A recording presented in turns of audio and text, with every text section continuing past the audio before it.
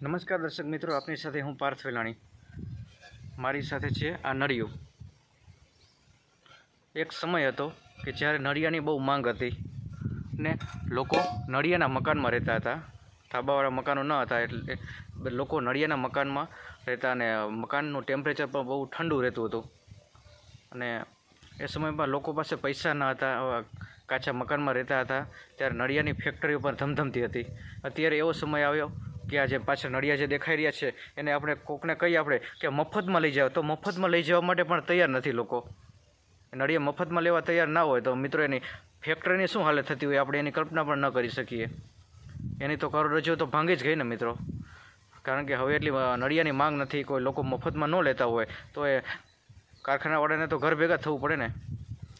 કારણ કે આ એક સમય એવો હતો કે નળિયાના કારખાના ધમધમતા હતા. જે મોરબી સિરામિક આપણો ઉદ્યોગ છે તે ઈંટો અને નળિયા ને ખૂબ સારી એવી માંગ હતી નળિયાની, અને કારખાના હતા એ લોકોને પણ રોજગારી મળતી હતી અને કારખાના બહુ તેજીમાં હતા. હવે આ બધા કારખાના હવે બહુ મંદીના ચપડામાં આવી ગયા છે. એટલી બધી મંદી આવી ગઈ છે મિત્રો, કારણ કે હવે લોકો હવે નળિયા વાપરતા જ નથી. નળિયા હવે કોઈને ગમતા નથી, હવે ફિટિંગ કરવી, મહેનત કરવી હવે કોઈને ગમતું નથી. કારણ કે હવે આવા સમયમાં હવે જે બધી તકલીફો પડતી હોય લોકોને, મહેનત કરવી કોઈને ગમતી નથી હવે.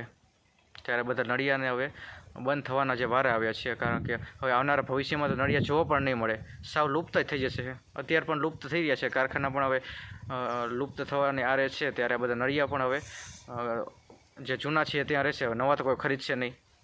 એ હવે અને નવી પેઢી તો નળિયાને જોઈ પણ નહીં શકે અને કેવી રીતે ફિટિંગ કરવાના હોય ને નળિયાનું શું મહત્ત્વ હતું, એનું ટેમ્પરેચર ઘરની અંદર કેવું રહેતું હતું, એ નવી પેઢીને એની કલ્પના પણ નહીં કરી શકે મિત્રો. નમસ્કાર.